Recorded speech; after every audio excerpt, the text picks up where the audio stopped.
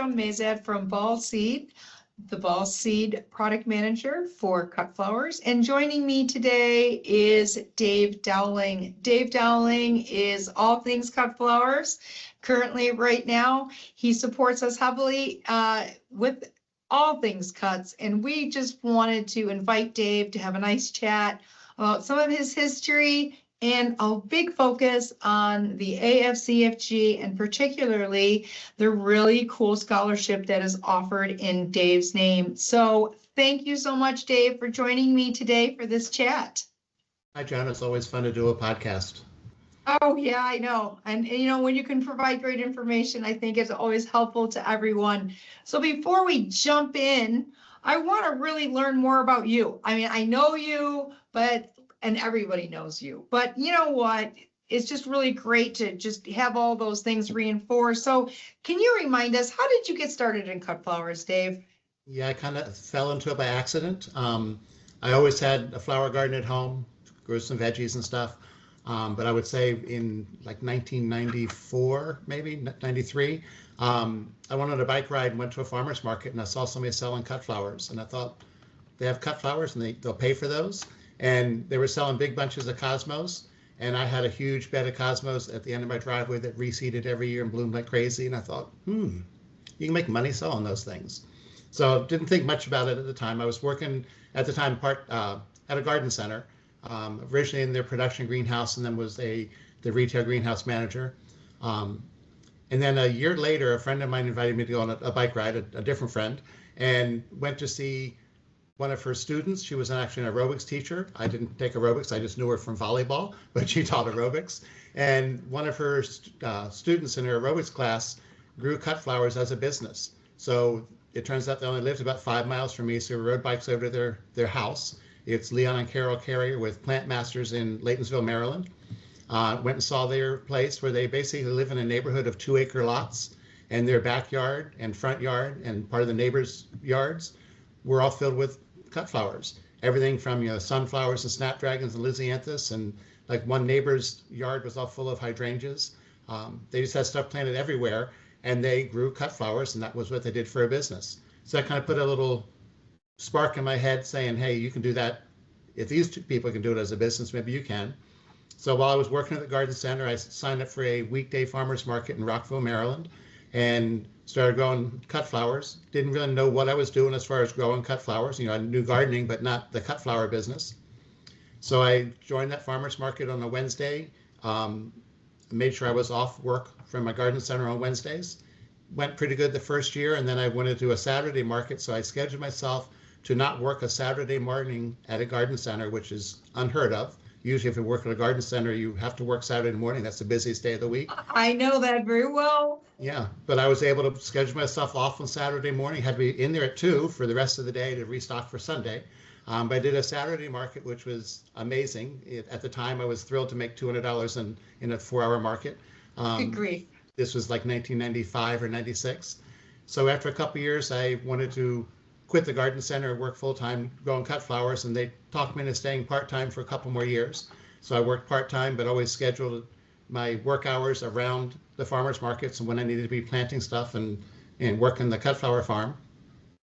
And then I want to say it's maybe the 3rd year of growing the cut flowers, I met Bob Wallen at the DuPont market in DC when I got into that market, and he told me about the ASCFG, the Association of Specialty Cut Flower Growers, which I joined that. And once I joined that, it was like put the cut flower business on overdrive, just because you learn so much of what you're doing wrong or what you're not doing at all by joining the ASCFG. Very cool. That's incredible. It all started on a bike ride. Yes, it started on a bike ride. Yes. Yep. It's not like amazing. Some of these flower farmers now come at it thinking I'm going to start growing cut flowers and I'm going to sell to florists, I'm going to do weddings. I never really had a plan. It just evolved. And as it evolved over the years, it went from 1 greenhouse to 2 greenhouses to, at one point I had 7 greenhouses and 2 high tunnels and all kinds of stuff, growing flowers year round. So that's incredible. Grew. So from what I'm hearing, you basically taught yourself and then learned from others? Exactly, yes. Learned so much from the ASCFG. Back when I first joined, the internet was young then. When I actually first started growing cut flowers, there was no internet. We didn't have email. Google was not even a word yet.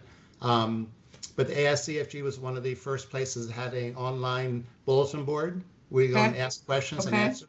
And membership, back then there was maybe only 250 or 300 members, but they were very active on that bulletin board, sharing information. I don't even think you could share pictures on it. It was just all, words. But people would ask questions of what variety to grow, how do you grow it, what's this insect bothering my plants? And you can learn so much just by eavesdropping in that bulletin board. Just Incredible. like now, we have a Facebook group for ASCFG members, and you don't have to ask questions, just go and read all the answers to everyone else's questions, and you'll learn a whole lot about growing cut flowers. Amazing, amazing. So obviously this is so clear to me. I mean, this obviously to me has driven your involvement and your passion for the ASCFG. I mean, it's like the community just brought you forward.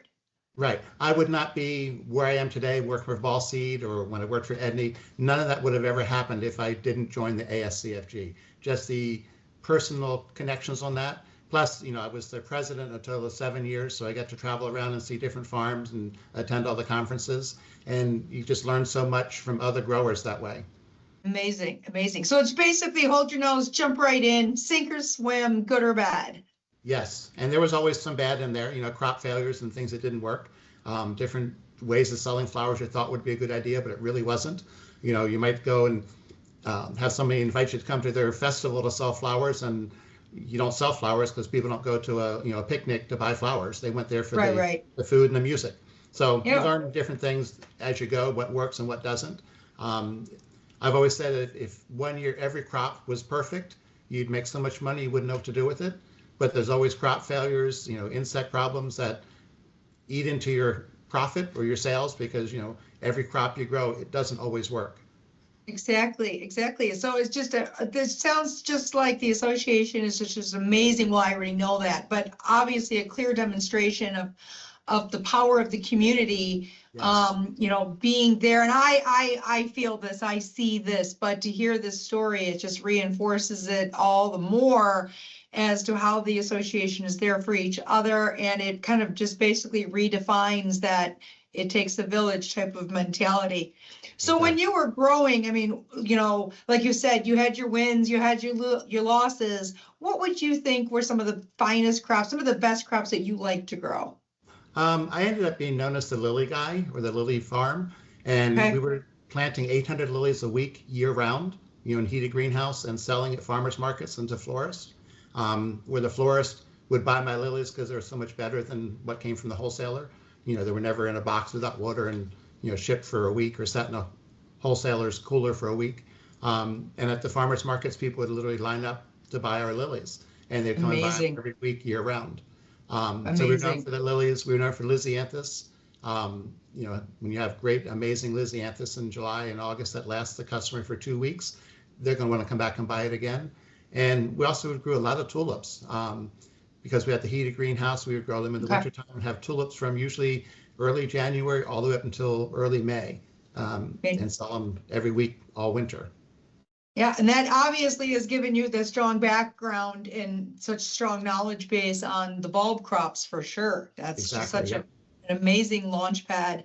And I really appreciate that because lilies are not, they bruise and there can be a shorter life. So if you have them fresh from the farm and handled with love, you could just tell, right? Oh, most definitely. Yeah. I mean, if you were to take a lily that you buy at the grocery store from the wholesaler, put it in a vase next to a locally grown lily, the difference is night and day. Amazing, amazing. I just love it. I just love it. So recently you made an announcement, maybe perhaps as you were kind of stepping back a bit, maybe you could just tell us a little bit more about, your future and how you're going to be evolving in the world of cut flowers. Yeah, I'm still going to be working with Ball Seed, working, like to say, behind the scenes, working with you in the cut flower department with new varieties. I'll still be speaking at conferences and whether it's ASCFG conference or a local regional conference for cut flower growers. I'll still be sending out my cut flower email a couple times a month. So still being involved with the cut flower community and with new varieties. I'm just not working one-on-one with customers and their accounts anymore. Sure, sure. But still seeing the broader picture and sharing all that wealth of knowledge that you have, really earned. And that's really such a benefit to the community. And I'm sure everybody is so appreciative. I know I certainly am. That is for sure. So now as getting back to the AFCFG, so you've really already have told me so much about how you see as the benefits of working with that group, and it is truly amazing. So above and beyond maybe just information sharing, what other benefits do you see in becoming a member of the AFCFG? Yeah, well, one thing is they have their Cut Flower Quarterly, which is a magazine that comes out every 3 months. And it's the only magazine I think in North America, maybe the world, I'm not sure, that's dedicated only to cut flower growers. There's no petunias and impatiens in there. It's all cut flower information. And there's several special issues throughout the year, like the winter issue that just recently came out in January has all the new varieties. So whether it's new variety from a seed or a tissue culture or a new variety that's grown from bulbs, those are usually included in that new variety. And it also usually has the trial results from the year before, where a lot of the new varieties were trialed by ASCFG members, and they give the pretty unbiased opinion of whether the variety was good or bad. There's 4 things on a scale, I think 1 to 5, and one thing is, would you grow it again? And if you had 15 people that trialed a plant and only 2 of them said they'd grow it again, you may not want to grow it yourself. But if most of the growers who trialed it said, yes, I will grow it again, and I'll buy the seed this time and grow it, then that's a pretty clear indication that you probably want to try and grow that yourself, because it was a winner, both in production and sales and quality. I agree. That's the Cut Flower Quarterly. Then they also have a closed Facebook group that is for members only, which is like the old bulletin board, where you can ask questions, share pictures. So if you have an insect or disease problem, you can put a picture up there, and someone will usually answer it pretty quick. Any kind of question you have about growing cut flowers or the business of growing cut flowers, you ask that question and someone will answer it. And like I said earlier, even if you don't ask the questions, if you go in and read other people's questions and the answers that were given, you'll learn quite a bit. Indeed. Yeah, and then they have their conferences and farm tours, they call them. They just sent out an email today about some of the farm tours for this summer, where it's basically a group of anywhere from 50 to 100 people can go and visit a farm. They do some educational presentations. But one of the best things is you get to walk that farm and see the crops in person, in place, growing, whether it's in a tunnel or greenhouse or in the field, and learn from that grower. And just as important, learn from the other people that are joining you and going to that meeting and talking, like I say, talking in the aisles or talking in the hallways, talking with other growers, how they're growing things and what they're growing. Oh, yeah. Oh, very good. Very good. Yeah. So I think, I need to go check that out myself. I haven't seen that yet, those announcements, that's for sure. So there's a lifetime membership. Can you expand a bit? I know you are a lifetime member. Can you tell us all about that? Yeah, well, the ASCFG membership is a yearly membership. You pay for every 12 months, you have to repay, or you can pay $2,000 and get it for the rest of your life. So, if you're in this for the long haul, more than, 10 years or 15 years, buying the lifetime membership supports the organization and also ensures that you're going to be getting that Cut Flower Quarterly, access to the Facebook page and everything for the rest of your life, as long as you want to use it. You may retire and stop growing, but you still have access to it. I know in the Facebook group, there's a couple of retired farmers that are still quite active on there, helping the younger, newer growers with their questions. So, just because somebody might stop growing, often they still are an active member, helping other growers with their problems. Yep, giving back, right? That Yes. continual give back and seeing people, continue to grow literally and figuratively in the industry. So that brings me to the Dave Dowling Scholarship. So how did this scholarship come about being named for yourself? Yeah, they have had the scholarship probably for 20 or 25 years, a long time. It used to be just $1,000 that they gave to one person a year. Now they give it to 2 or sometimes even 3 or 4 people in 1 year each year. But it was back in, I want to say 2010 or 2011, when I was finishing up my third time as president, a total of 7 years as president of the association, that they surprised me with a plaque and saying that they named the scholarship the Dave Dowling Scholarship in appreciation for all my years of being on the board as both president, regional director, business liaison, and all kinds of stuff. So I was surprised. I wasn't expecting it.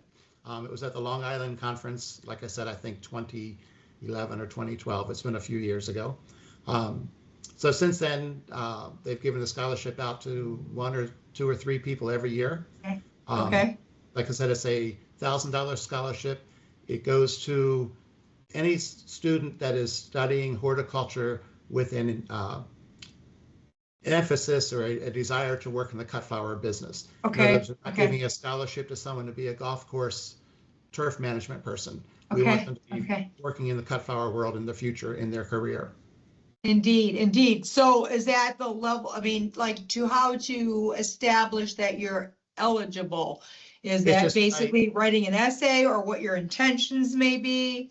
Right, you fill out the application and you say what classes you're taking, if you've had any experience working on a farm. Some of the people that have gotten the scholarship in the past have actually just been an employee on a cut flower farm and taken school for a horticulture degree. Some have been children of members who have, the child is going to school to get an education, a degree in horticulture to still work on the farm. And some of them, like Nathan Jonke, who now works for Ball Seed as one of their technical higher up in the tech team, he received a scholarship like 10 years ago when he was a grad student at NC State with John Dole. So some of the past scholarship winners have gone on to be big time in the cut flower business. Yeah, and if I'm not mistaken, I think he did some of his work in post-harvest. A lot of it with post-harvest, yes, with John Dole at NC State, Very, very crucial, knowing that data is really, really important on how to, it's one thing to grow the flowers, but then of course you have to care for them and get them to be successful for the recipient. So that is really a crucial piece of that puzzle. What is the deadline? When should everybody have it in? It's February 1st. You can find the information at the ASCFG.org, and then you look under resources. And then under outreach at the top, under outreach, and then the Dowling Scholarship. It's a pretty basic form you fill out. You do need to have a letter of recommendation from one of your professors that has to be sent directly from the professor to the ASCFG. But I think if you were to get your application started and your part entered by February 1st, if that recommendation letter from the professor showed up a few days later, that would be okay. Okay, is it always February 1 year to year, no matter when the February 1st falls? Yes, it's always February 1st. And the idea is that then the payment is for next fall semester and then the following spring. So you're looking at, like, if you applied right now in February 2025, it will be the fall of 25 and the spring of 2026 tuition. They give $500 per semester. Excellent, excellent. And how would you advise a young person to approach this? Do you have any tips that for an applicant? I'm sure they're probably nervous as they fill it out, but any tips or hints? I think just to show the interest that you have in cut flowers, and that would be either you're working on a cut flower farm or some of your classes you're taking are cut flower focused. That's the important thing, to show that you really are interested in cut flowers, and whether that's you've worked on a farm, your family's on a farm, just so that we know that it's going to someone who's interested in cut flowers. And then one of the other benefits of the scholarship is they also get a 1-year membership to the ASCFG and a free registration to either one of the farm tours or the national conference. Oh, wow. So you get more than just a scholarship. And that's very valuable. Yeah. So it's a pretty good deal for the student. Excellent, excellent, excellent. Can you tell me, okay, we touched on Nathan, any other success stories that come to mind? Yeah, Drew Grosinger with Clara Joyce Flowers. He had the scholarship back in 2017. And if anybody knows Drew and Clara Joyce Flowers, it's gone from a smaller cut flower farm to be a real powerhouse on both cut flowers. He does gazillions of weddings every year. And he's also now selling mum and dahlia liners and URCs. So he's really taken his knowledge of cut flowers and horticulture in general and really made an amazing business out of it. I would agree. I've had the pleasure of meeting him and visiting his farm. It's top notch, Yeah, really just so awesome. amazing. Any Yes. other any other And one persons? other one, Jenny Love, who's, I don't want to say she was older when she got the scholarship, but she wasn't the typical college age. But she got the scholarship, and at the time she was doing an internship and taking classes at Longwood Gardens. And then Jenny Okay. Love went on to become an ASCFG president about 7 or 8 years ago. So that Excellent. definitely helped her with her classes she was taking on cut flowers. Fantastic, fantastic. So if I was a young person just starting off into the cut flower world, Dave, what advice would you give me? Oh, I think the biggest thing is to know where you're going to sell your flowers. I always like to say you don't make any money growing flowers, you make all your money selling flowers. So it's not going to be a good idea to grow 2 acres of flowers and not know where you're going to sell them. Whether you're going to sell them at farmers markets, at a grocery store, wholesale, to retail florists, you just need to know where you're going to sell before you put that first seed in the ground or buy that first plant. Got it, got it. So have some idea and direction. It might not always be successful, but at least you have some path starting Yes, to and evolve. And I guarantee it will change every year. Every year you're going to change and modify your business a little bit, whether it's a different sales outlet, different crops you grow, different quantity of crops you grow. It's going to always evolve, and each year it's going to be a little bit different and hopefully just a little bit better every year. Fantastic, fantastic. Well, I cannot thank you enough for sharing all this wealth of information with everyone. I know I thoroughly enjoyed this conversation. And again, we've been working together, but I learned just so much just in the last few moments. Sounds good. Happy to do it. All right. Thanks again. And to everyone who is listening to us, we look forward to seeing you in the field. Thanks again. Bye-bye.